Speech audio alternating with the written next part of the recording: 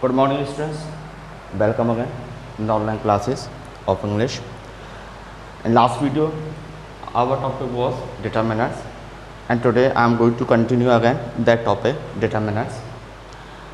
Last video में हमने जो डिटर्मिनर्स की बात की थी तो हमने उसमें जो डिटर्मिनर्स हम जो कंप्लीट कर चुके हैं अब तक उसमें हमारे सबसे पहले था आर्टिकल, उसके बाद हमने किया था डेमोन्स्ट्रेटिव। फिर मैंने आपसे कहा था कि अब हम डिस्ट्रीब्यूटिव की बात करेंगे, तो आज मिलूँगा आपका डिस्ट्रीब्यूटिव।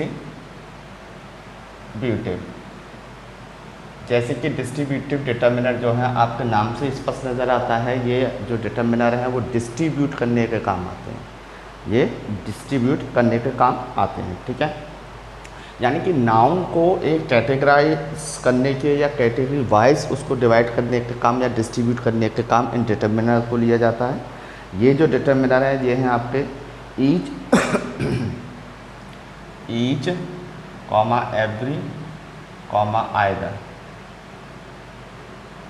ठीक है, और नेगेटिव सेंस में हम लेना चाहें तो वो नाइदर को यूज ले सकते हैं, लेकिन आइदर ही आपका डिस्ट्रीब्यूटिव डिटर्मिनर के रूप में लिया जाता है। और अब बात करेंगे हम कि इनका यूज़ किस तरह से होता है। देखिए जितने भी हैं इन सब का यूज़ है ना, एक singular countable noun, singular countable noun के साथ हमेशा के साथ होगा।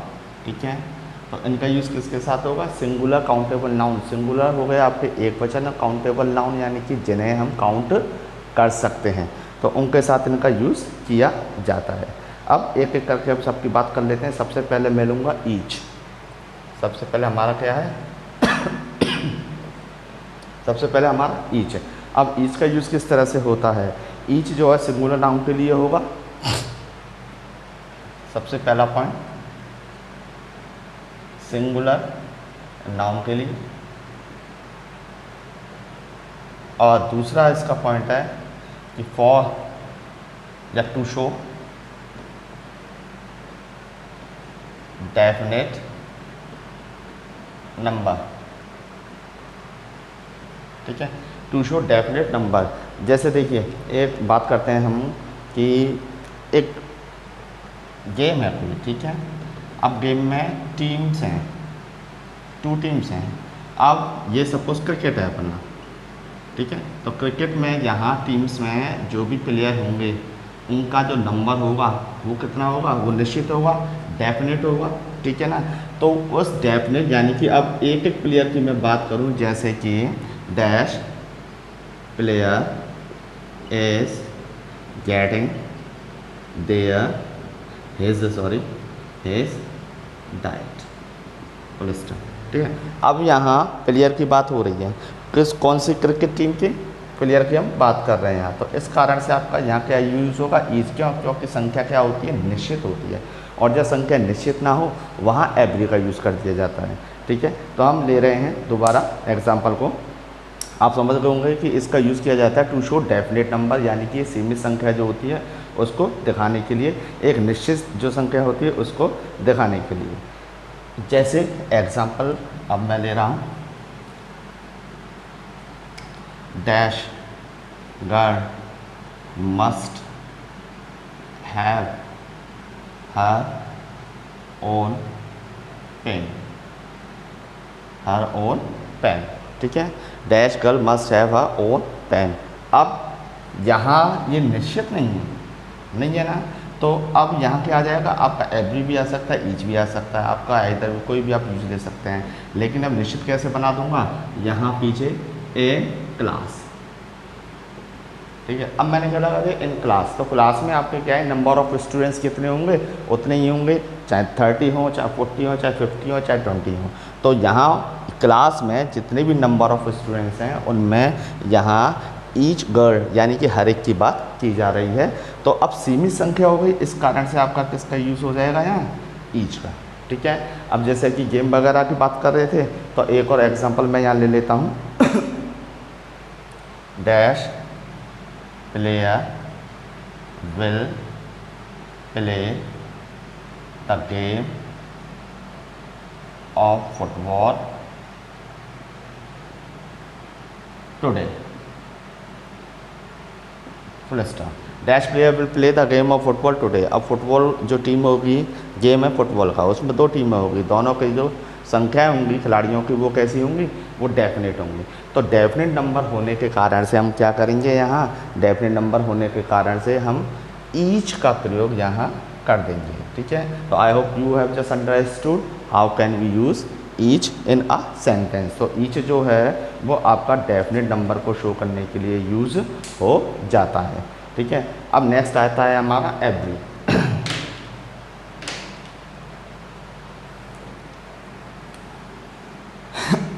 सारे के सारे जो हैं आपके ये सिंगुलर काउंटेबल नाउन के साथ यूज होते हैं। अगला हम ले रहे हैं every.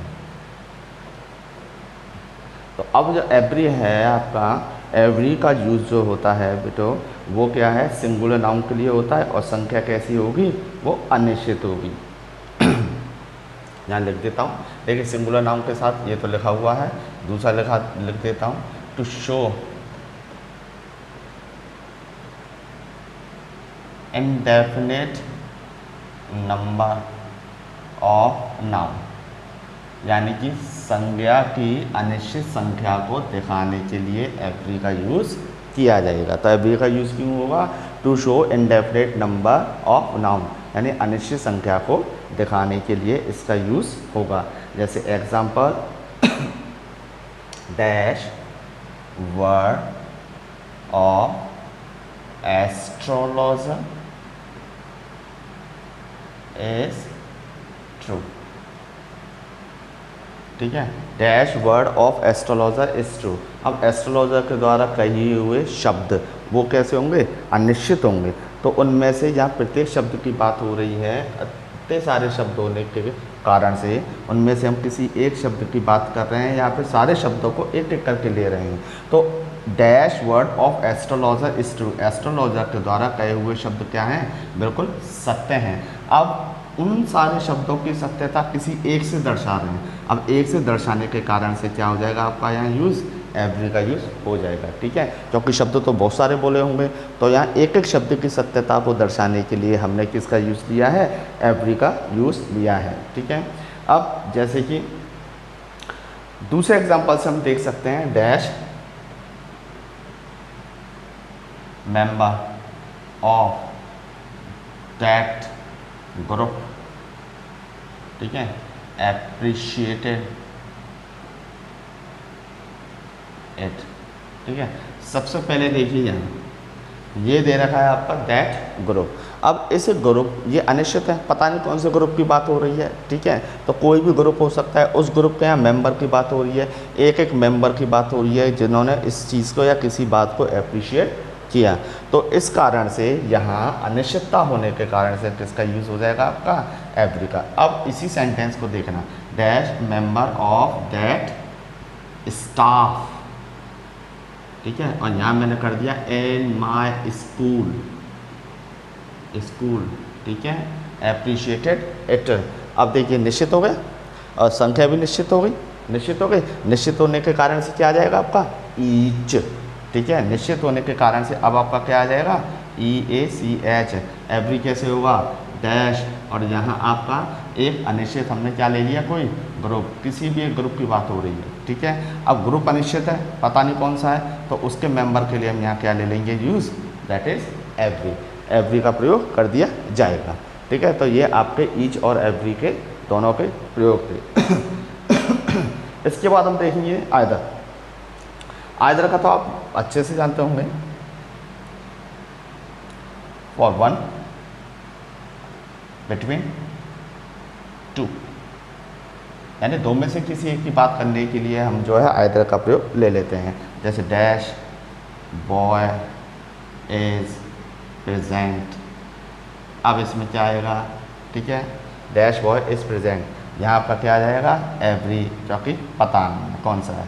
Dash boy in my class is present.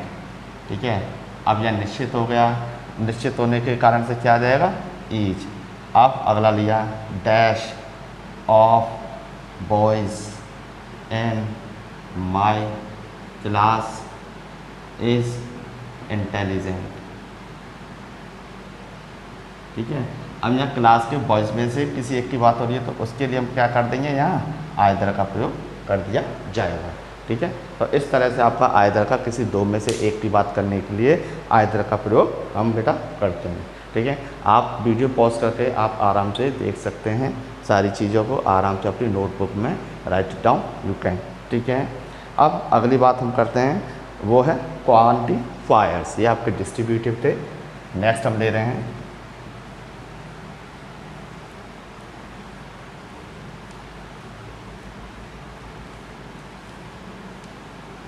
Next बेटा, we are just going to take quantifiers.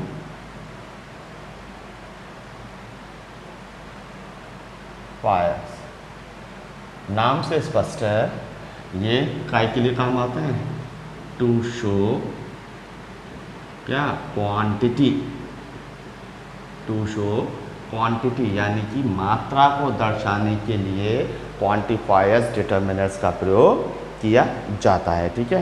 Quantity को दर्शाने के लिए इसमें सबसे पहले हम लेंगे क्या, नंबर 1 हम लेंगे यहाँ सम। ठीक है। हम सबसे पहले क्या लेंगे, सम। सम का जो सेंस होता है वो होता है कुछ, हिंदी में यहाँ मैं ब्रैकेट में लिख देता हूँ। सम का जो अर्थ निकल के आता है वो होता है कुछ, और ये काय के लिए यूज़ होता है, ये यूज़ होता है आपका सर्टेन नंबर। ठीक है। ये कुछ और सर्टेन नंबर। देखिए हमने ईच किया था सर्टेन नंबर के लिए, निश्चित संख्या के लिए, सीमित संख्या के लिए हमने किसके लिए किसका यूज़ लिया था, हमने ईच का यूज़ लिया था। यहाँ वह सिंगुलर था, लेकिन यहाँ प्लूरल नाउन आएगा। ठीक है। तो इसका यूज़ काय के लिए होता है, नाम से ही स्पष्ट है, सम है। तो एफर्मेटिव सेंटेंसेस में यहाँ मैं लिख देता हूँ, पहला in simple affirmative sentence before plural countable noun। ठीक है। In simple affirmative sentence before plural countable noun, यानी कि जो सामान्य जो एफर्मेटिव जो वाक्य होते हैं, सकारात्मक वाक्य जिन्हें बोला जाता है एफर्मेटिव सेंटेंस। बेटा देखिए एसर्टिव, एसर्टिव के दो पार्ट हो जाते हैं, एसर्टिव, एसर्टिव। ठीक है। इसे बोलते हैं आपका सिंपल या साधारण, इसके दो पार्ट हो जाते हैं। पहला आपका हो जाता है एफर्मेटिव, ठीक है, और दूसरा आपका हो जाता है दैट इज नेगेटिव। तो जिनमें एफर्मेशन होता हो या सकारात्मक एडवर्ब का यूज़ होता हो तो वो आपके एफर्मेटिव, जिनमें नेगेशन या फिर नेगेटिव एडवर्ब का यूज़ होता है वो नेगेटिव सेंटेंस हो जाते हैं। जैसे स्केर्सली है, नेवर नेवर है, रेयरली है, हार्डली है, ठीक है, नॉट है, नो है, नन है। तो इस तरह से जो है आपके वो नेगेटिव हो जाते हैं। यहाँ हम बात कर रहे हैं सकारात्मक वाक्यों की खाली। ठीक है। उनमें प्लूरल काउंटेबल नाउन से पहले हम किसका यूज़ कर देते हैं, सम का यूज़ कर देते हैं, और अर्थ काय का कुछ, लेकिन कुछ के साथ में आपका सर्टेन नंबर भी होगा। जैसे कि देखिए I want dash books to read. ठीक है। यानी अब मुझे आवश्यकता है पुस्तकों की पढ़ने के लिए, तो इतनी ढेर सारी तो चाहिए नहीं होगी, कुछ चाहिए होगी, 2-4, संख्या भी तो सीमित होगी ना, 2, 4, 6, 8, 10, चाहे 10 हों वो भी कुछ के सेंस में आएंगी, लेकिन उनकी संख्या तो सीमित हो गई ना। तो इस कारण से हम क्या करेंगे, यहाँ सम का यूज़ कर दिया जाएगा। I want some books to read. जैसे कि देखिएगा she needs dash plants to planted to plant in her garden. ठीक है। ये सेंटेंस है कि she needs dash plants to plant in a garden. उसे अपने गार्डन में प्लांट करने के लिए कुछ प्लांट्स चाहिए। ठीक है। तो अब ये गार्डन में प्लांट्स लगाए जाएंगे। प्लांट यहाँ देखिए, ये प्लांट तो नाउन हो गया, ठीक है, और ये प्लांट आपकी जो है वो वर्ब है। ये हो गया पौधारोपण करना या रोपण करना, और ये आपके पौधे हो गए। ठीक है। अब वो गार्डन में अपने प्लांट्स को प्लांटेड करेगी तो प्लांट्स भी तो सीमित संख्या में होंगे और कुछ के अर्थ में होंगे। तो इस कारण से आपका किसका यूज़ हो जाएगा, यहाँ हम यूज़ ले लेंगे सम का। ठीक है। तो हम कह सकते हैं कि सर्टेन नंबर के लिए सकारात्मक वाक्यों में सम का प्रयोग जो है वो कर दिया जाता है। ठीक है। इसके बाद सम का जो यूज़ है वो नेगेटिव इंट्रोगेटिव में होगा। मैं ये साफ कर देता हूँ।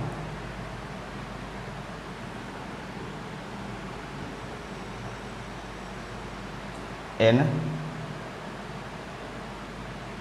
नेगेटिव इंट्रोगेटिव सेंटेंस अर्थ हो जाएगा सर्टेन नंबर, ठीक है। जैसे कि do you not want dash books to read.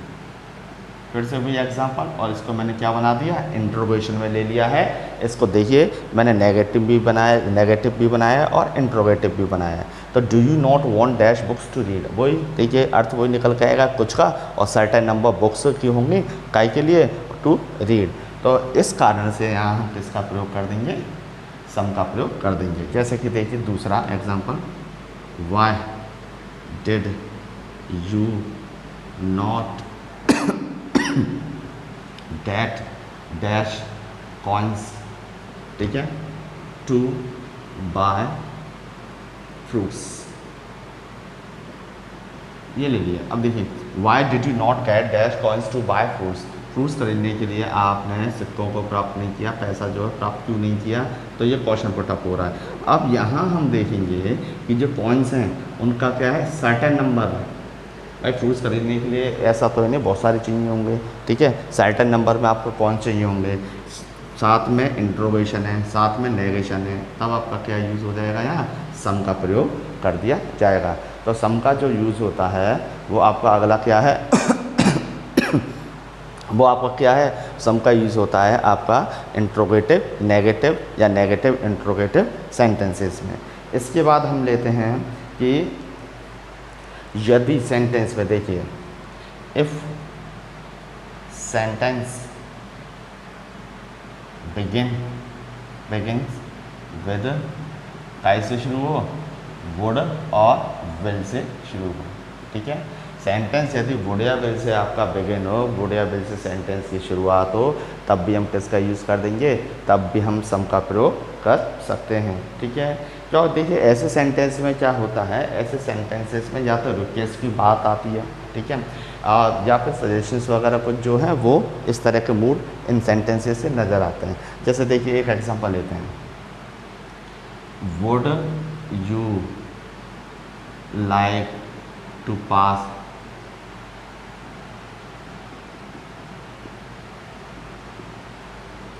Some salt to me, ठीक है, would you like to pass some salt to me. यहाँ देखिए सॉल्ट अनकाउंटेबल है, ठीक है, लेकिन ये वुड से बिगिन हो रहा है सेंटेंस, रिक्वेस्ट का सेंस नज़र आ रहा है, तो यहाँ आपका सम का यूज़ हो जाएगा, ठीक है। अगला लेते हैं, will you land me dash money.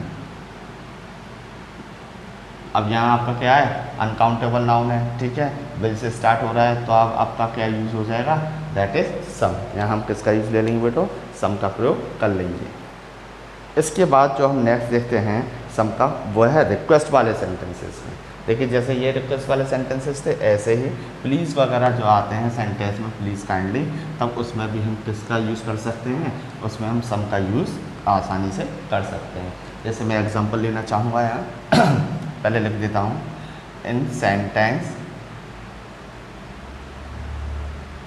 Which has the mood of request, ठीक है, यानी उन सेंटेंसेस में जिनमें रिक्वेस्ट का भाव जो है वो दे रखा हो, उसमें हम किसका प्रयोग कर देते हैं, उसमें सम का प्रयोग हम कर देते हैं। जैसे कि देखिएगा, प्लीज़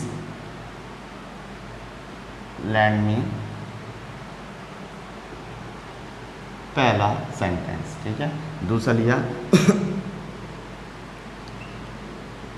कुड यू, ठीक है, pass me dash that those books, या दीज बुक्स कर लेते हैं, दीज बुक्स, ठीक है। अब देखिएगा यहाँ प्लीज़ आ रहा है, यहाँ कुड आ रहा है, तो मॉडल जो कुड होता है उसका इंट्रोगेटिव यूज़ जो होता है वो पोलाइट रिक्वेस्ट के लिए होता है, ठीक है, ये आपका सेंटेंस इंट्रोगेशन हो गया। ठीक है, कुड का यूज़ हो रहा है, तो मॉडल कुड का यूज़ जो होता है वो पोलाइट रिक्वेस्ट के लिए इंट्रोगेशन में किया जाता है, इंट्रोगेटिव सेंटेंस में किया जाता है। और यहाँ आपका प्लीज़ आ ही रहा है।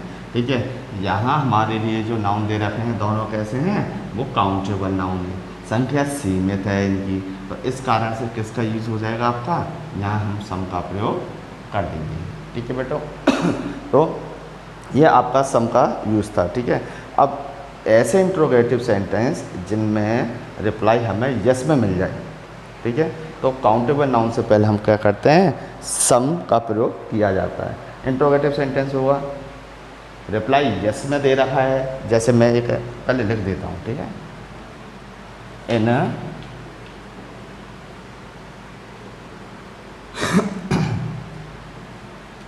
N interrogative sentence which has a reply in yes।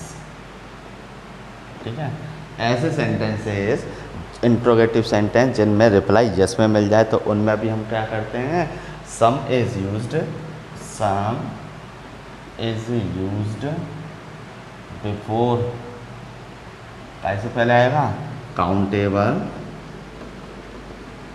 Plural nouns. ठीक है, काउंटेबल प्लूरल नाउन से पहले हम यूज़ सम का कर लेंगे। तो जैसे कि देखिएगा has he received dash letters, yes he has. अब यहाँ दिया has he receive dash letters, letters देखिए आपका काउंटेबल है, प्लूरल नाउन है, यहाँ रिप्लाई आ रहा है यस ही, तो काउंटेबल नाउन देख लिया आपने, प्लूरल भी है, तो आप किसका यूज़ कर लेंगे, सम का। तो बेटा ये सम के कुछ यूजेस थे जो कि आपके लिए कंपटीशन के बेस पे भी काफ़ी ज़्यादा वैल्यूबल हैं, काफ़ी ज़्यादा इम्पॉर्टेंट हैं। तो इस तरह से आज हमने सम का यूज़ देखा है, सम को यूज़ लिया है, और क्वांटिफायर हमारे डिटर्मिनर हैं वो आपके चालू हो गए हैं। आप वीडियो पॉज करके अपनी नोटबुक में सारी की सारी चीज़ें जो है राइट डाउन कर लें और इनको अच्छे से समझ लें विद एग्जांपल्स। ठीक है, बाकी के जो quantifiers determiner and rest of the determiners we will just continue in next video. Till then just students keep your learning on and keep watching on.